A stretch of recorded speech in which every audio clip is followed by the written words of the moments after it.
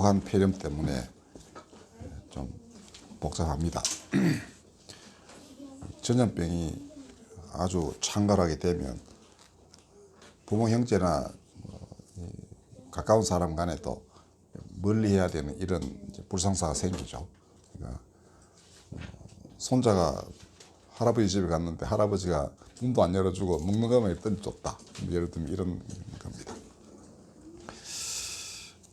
왜 이런 일이 벌어지는지 모르지만은 우리가 삶을 돌아보는 계기는 되어야 한다고 생각합니다. 우리나라 지금 사분오열되어 있습니다. 사람 속이 어떻게 돌아가는지 짐작하기 어려운 그러한 날들이 지속되고 있습니다. 그러나 역사에는 심판이라는 것이 있습니다. 물론 역사가가 쓰는 거겠지만은 역사가의 그 기술도 나중에는 온 백성의 또 이제 심판의 대상이 돼요. 그래서 맨 마지막에는 온 국민이 동의하는 그런 하나의 기준, 거기에 따라서 모든 것이 평가됩니다. 그래서 동양의 가장 오랜 고전 중에 하나인 서경은 하늘은 사람을 통하여 보시고 들으신다 라고 말했습니다. 즉 사람들 가운데에서 생겨나고 쌓이고 쌓여서 이렇게 정금같이 이제 연단된 어떤 그러한 가치와 생각과 마음, 이것이 곧 하나님의 뜻이다 하는 겁니다. 그러므로 지도자들은 그 백성의 마음을 잘 헤아릴 줄 알아야만 한다. 이게 동양에서도 수천 년 내려온 그러한 통치의 원칙이고 사람살이의 기본입니다. 그러니까 이 동양에도 하나님의 은총과 사랑이 늘 같이 했던 것입니다. 만약에 지도자들이 그거 안 하면 천벌을 받는 걸로 되어 있었습니다. 그 천벌은 쫓김을 당하는 거예요. 그냥 내쫓겼습니다. 비슷한 시기에 이 히브리 사람들에게도 같은 말씀이 임했던 것이죠. 다니엘은 이렇게 말했습니다. 아까 읽어드린 본문인데 어느 날 미가엘이 대천사입니다. 미가엘이 나타나서 이 땅을 하나님의 정의로움으로 평정할 날이 온다. 근데 그때 환란이 임할 것이다. 한 번도 있어 보지 아니한 큰 환란이다. 그러나 그때 내 생명책에 기록된 사람들은 환란을 면할 것이다. 그러므로 죽은 자들도 다 일어나요. 여기 이제 부활이라는 게 처음 구약 성경에 등장합니다. 뒷걸 가운데 자는 자들은 다 죽은 자들이죠. 그들 중에서도 많은 사람들이 깨어나가지고 영생에 들어간다. 그러나 반대로 수치를 당하여 영원히 부끄러움을 당할 자도 있다 라고 했습니다.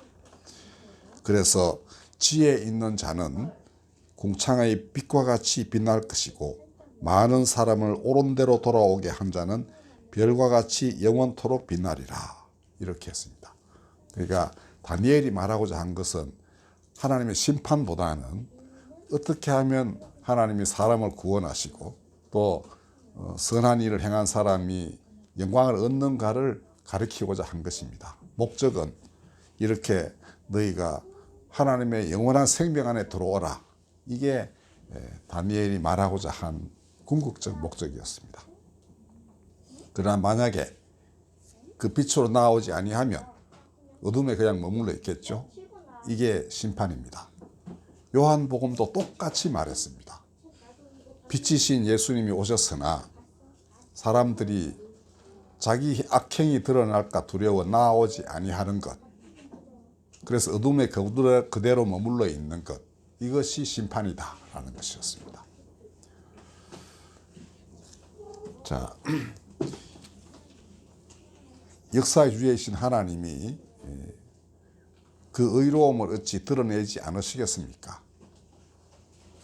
그리고 그 사랑이신 하나님이 어찌 사람을 살 수 있게 하지 않으시겠습니까? 그의 손길은 사람을 사는 쪽으로 인도를 하시고 끌려오지 아니하는 자, 인도받지 아니하는 자는 머물러 있는 것 뿐입니다. 그러나 그게 보통 고통이 아니라는 것이죠. 그것이 영원히 부끄러움을 당한다라고 말할 만큼 굉장히 힘든 노릇입니다. 자기만을 위해 살다가 보니 자기 자신이 유한한 존재 아닙니까? 근데 나중에 아무것도 남는 게 없는 거예요. 어둠이고 무고 빛도 없고 그런 상태. 이것이 빛으로 나오지 아니한 사람들의 운명입니다. 그것을 예수께서는 영벌이라고 표현했어요. 마태복음에 양과 염소의 비유라는 그 유명한 비유가 있죠.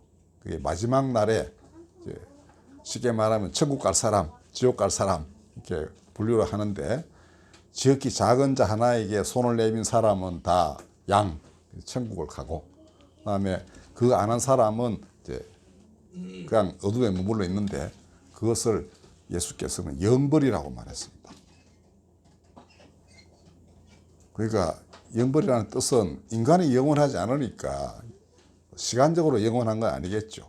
그러나 모든 희망이 다 사라져버린 어떤 상태. 그 죽음을 의미하는 것이라고 할 수 있겠습니다. 모든 의미에서의 죽음. 그게 영벌인 것인데 자, 오늘날 우리나라 사람들이 위에서부터 아래까지 다 깨달아야 할 것 하나가 있는데 우리 오늘 본문인 하나님을 두려워하는 것 이거를 깨달아야 됩니다. 영생과 영벌은 하나님에 의해서 비롯되는 것입니다. 하나님 안에 살면 영생인데 그거는 기쁨이라고 보면 됩니다. 그러니까 더 이상 죄와 악이 어둠이 나를 사로잡지 못하는 상태. 언제나 하나님 안에서 기쁨을 누릴 수 있는 것. 이것이 영생입니다. 그리고 바울은 표현하기를 내 안에 내가 사는 것이 아니고 그리스도가 사신다라는 거예요. 그러니까 항상 하나님이 뭘 원하시는가 이걸 찾는 사람. 이게 영과 진리로 하나님을 경배하는 사람이고요. 그 안에는 반드시 기쁨이 있다라는 것입니다. 아무리 힘들어도 기쁨은 있다는 거예요. 절망하지 않는다는 게 구원받은 자의 특징, 영생의 성격입니다. 근데 영벌은 죽을 지경이에요. 희망이 아무것도 없어요. 그게 영벌입니다. 자, 하나님을 두려워하는 사람은 누구나 죄는 짓죠. 그들도 죄를 지을 수 있습니다. 가슴이 덜컥 내려앉고 힘 다 빠지고 아무것도 못해요. 하나님을 의식하면 그렇게 됩니다. 그러나 돌아서면 반드시 살 길이 있습니다. 그런데 반대로 죄를 짓고 하나님도 두려워하지 않고 이러면은 그런 대로 살아요. 그렇지만 맨 마지막에 인생 끝날 때쯤에는 어디 비빌 언덕이 하나도 없는 고립무원의 자리에 들어가게 됩니다. 그래서 예수님이 말씀하시기를 몸은 죽여도 영혼은 능히 죽이지 못하는 자들을 두려워하지 말아라. 오히려 오직 몸과 영혼을 능히 지옥에 멸하실 수 있는 이를 두려워하라 라고 했습니다. 몸은 죽여도 영혼은 능히 죽이지 못하는 자들이라는 것은 억박 지르고 억압하고 뭐 하는 이런 사람들이죠. 근데 그들을 두려워하여 그들 원하는 대로 다 따라가 버리면 그건 역시 삶의 길은 아니라는 것입니다. 그때도 너희는 몸과 영혼을 몽땅 다 지옥에 멸하실 수 있는 영벌에 처하실 수 있는 하나님을 두려워하여라. 그러면 너희가 살 길이 열린다라는 거예요. 성경에 나오는 예를 한번 들어보죠. 다윗과 요셉의 형제들은 하나님을 두려워하는 사람들이었습니다. 다윗은 자기 부하 장군의 아내인 밧세바를 취하기 위하여 그 부하 장수까지도 죽음으로 몰아넣은 이런 어마어마한 죄를 저질렀습니다. 근데 선지자 나단이 와서 질책을 해요. 야, 거꾸로 비유를 들어가지고 양 한 마리, 양 몇 마리, 더 많은 양. 근데 이 많은 양을 가진 자가 한 마리가 탐나서 그걸 뺏어오면 어떻게 되냐 했더니 그 때려 죽일러 뭐 이랬습니다. 그랬더니 네가 바로 그놈이다. 이렇게 해서 금방 깨우쳐 줍니다. 그때 다윗은 사시나무 뜨듯 하면서 우위할고 이럽니다. 그러나 결국 그 벌로 아들도 죽고요. 뭐 이렇게 되는데 그는 돌아서요. 돌아서고 결국 다시 이제 그 하나님이 그 원하시는 왕이 됩니다. 요셉의 형제들은요. 그 요셉이 꿈 얘기를 하는 바람에 영제 화딱지가 나가지고 저놈 없애버려야 되겠다고 생각을 해요. 요셉은 꿈쟁이였으니까 어느 날 이제 그 꿈이 뭐 이제 형제들이 다 자기한테 절하는 그런 꿈이었습니다. 비올도도 뭐 절하고 보리자루 이렇게 되고. 그러니까 형들이 저놈 봐라 뭐 이렇게 됐죠. 그러다가 이제 제가 지지난주에 설교한 대로 어디서 이제 그 형제들이 저 멀리서 양을 칠 때 아버지 심부름으로 이제 뭐 하는지 보러 갔다가 잡혀가지고 이제 구덩이에 빠뜨린 채로 형제들이 죽일까 말까 그러다가 팔아치우죠. 그래서 결국은 이집트에 가서 종살이를 하게 됩니다. 근데 나중에 요셉이 이제 총리가 되고 그 다음에 그 전역에 기근이 들었을 때 이 야곱의 아들들은 아버지 명에 따라 가지고 결국 이집트에 가서 식량을 구하게 돼요. 근데 요셉이 이제 보니까 이놈들이 왔다 이거죠. 그래서 나중에 한번 읽어보십시오. 그 창세기 42장부터 쭉 나오는 건데요. 요셉이 그 형제들을 정말 요리를 잘합니다. 그 아버지가 이제 아들을 보낼 때 그 요셉의 동생인 베냐민 제일 막내를 남겨놓고 나머지를 다 보내요. 그러니까 짐도 지고 와야 되니까 이제 사람이 어른들이 다 가야 되죠. 요셉과 베냐민은 라헬의 아들인 친형제간입니다. 나머지는 이제 이복 형제예요. 근데 이들이 다 왔는데 요셉이 뭐라 그러냐 하면 너희들 스파이 아니야 이래 됐습니다. 그러니까 아니라고 막 극구 부인하면서 우리는 저쪽에 있는 어떤 분의 아들 12인데요. 그 중에 하나는 옛날에 사라졌고 하나는 지금 집에 남겨놓고 우리 10명이 왔습니다. 뭐 이러고 이제 막 해요. 그래도 요셉은 꿈쩍도 안 합니다. 사실은 이제 자기 남동생 그 베냐민을 보고 싶기도 하고 아버지가 어떻게 사시는지 이것도 알고 싶었겠죠. 근데 그 이제 계책이 이런 거예요. 아니다. 너희 아무래도 보니까 그 스파이 같으니까 아닌 걸 증명하려면은 너 동생 데려와봐라. 대신에 한 놈 여기 남아야 돼. 이렇게 됐어요.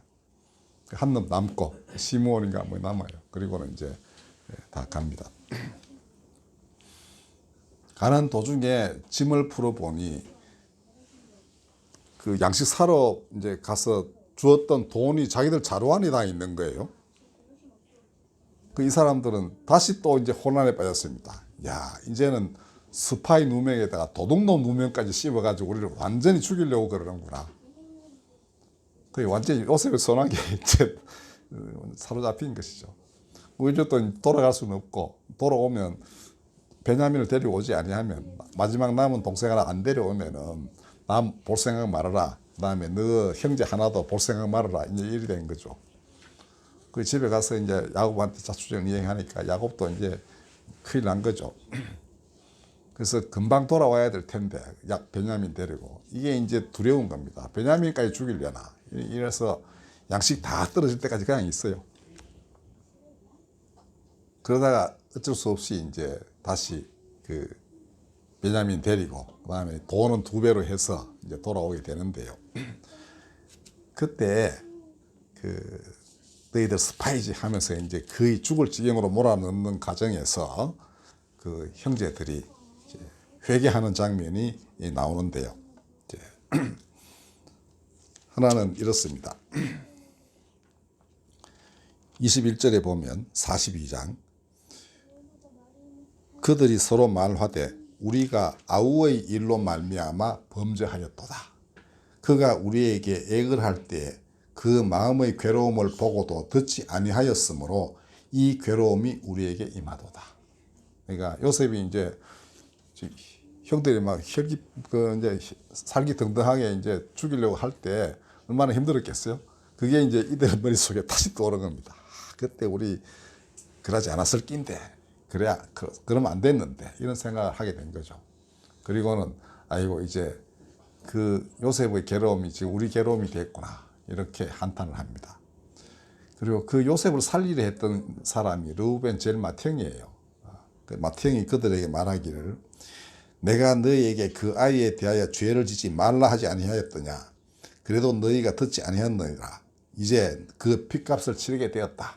이렇게 이제 좀 질타를 하면서 본인도 이제 어쩔 수 없다 이런 생각을 합니다.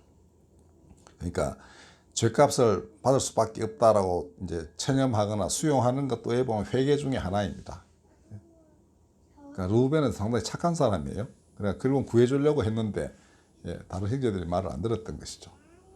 근데 아마도 이쯤에서 다 회개했으니까 나중에 이제 12지파의 수장이 돼 가지고 이스라엘 백성을 형성하게 되는데요. 어쨌든 이렇게 해서 그들은 다시 이제 베냐민을 데리고 오는데 그 야곱은 그 베냐민을 딱 보는 순간 저놈이구나 이렇게 내 동생이구나 이렇게 됐죠.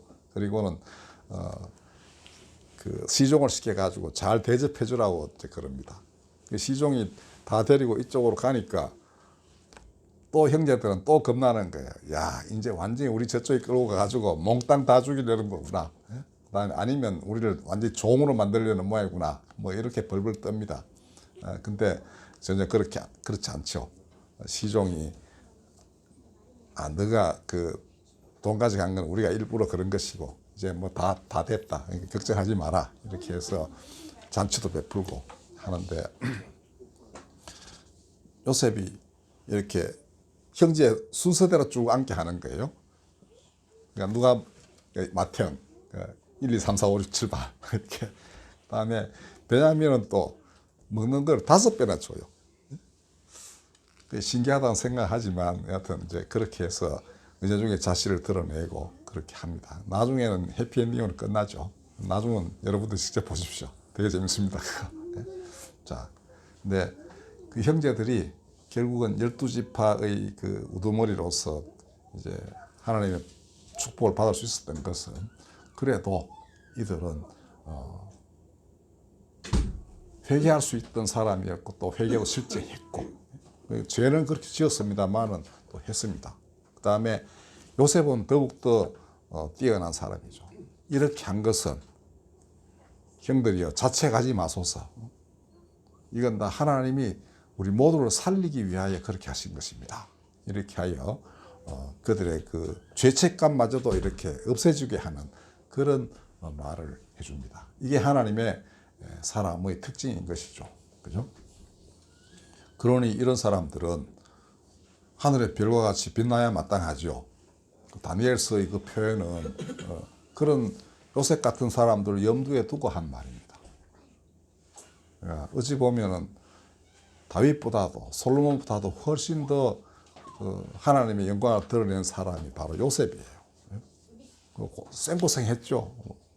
그러니까 의외의 그 모함에 걸려가지고 시야 감옥에서 시달려야 했고 이랬습니다. 형들한테 또 그래 됐고 꿈 얘기 잘못했다가 이제 금요한 그 꼴이 됐었는데 어쨌거나 그는 자라나면서 정말 흠이 없는 사람으로 많은 사람들을 살려냈습니다. 그렇죠? 애굽의 전 지역 그 주변에 있는 모든 사람들이 기근해서 그냥 사경을 헤맬 만한 그런 처지에 빠졌을 터인데 다 살려냈죠. 그다음에 자기 가족은 물론이고요. 지도자는 어쩌면 이런 모습을 띄어야 마땅합니다. 근데 자기 것만 챙기고 이러다 보면은 큰일 나죠. 다윗도 한때는 그랬다가 다시 살아났으니까 그런 대로 봐주면 합니다. 전혀 아닌 사람이 바로 다윗 가문에 속해 있던 그 다윗이 왕으로 다스렸던 12지파 중에 무려 10개 지파를 떼가지고 왕으로 세움을 받았던 여로보암입니다. 그 전에 제가 한번 이야기 드린 적이 있죠. 요지는 그거였어요.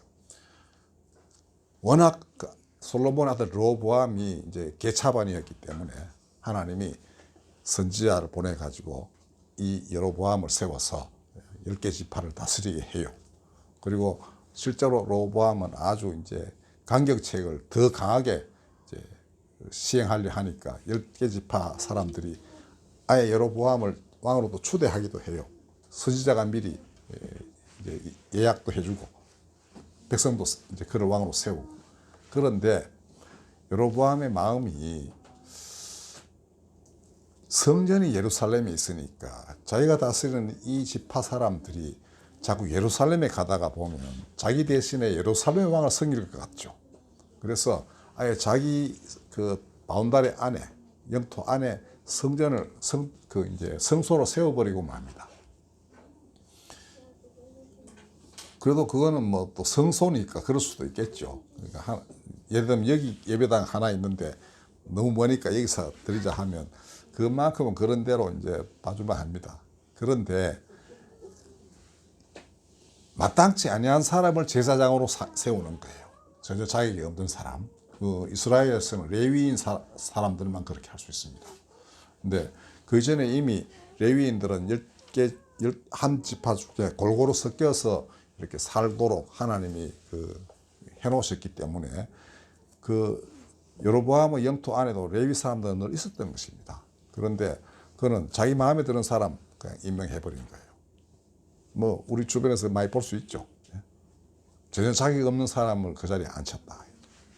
그래서 나중에 여로보암이 공경에 처해서 자기를 세워주었던 아히야 선지자에게 가서 우리 운명이 어떻게 될지를 아내에게 물어보라고 했는데 결국 돌아오는 대답은 하나님이 너희를 똥같이 다 썰어버릴 것이다. 이 대답 하나 돌아오고요. 그 다음에 그 사후에 결국은 그 말씀대로 되었습니다. 자, 성경에 이런 많은 얘기들이 나오는데도 우리나라 사람들이 얼마나 아는지는 잘 모르겠지만은 몰라도 좋습니다. 하나님이 계시다는 것은 사람 마음 속에서는 확증할 수 있는 일이거든요. 아무리 안 계신다고 그래도 두렵습니다. 그리고 많은 사람들이 하나님을 믿고 있잖아요. 그죠? 그래서 어디 보면 희망도 있고 또 그 희망대로 돌아오지 아니하면 다가올 어둠이 얼마나 정말 두텁고 두려운가를 깨달아 알 수 있기도 하고 이런 상황인데 모르겠습니다. 어떻게 될지.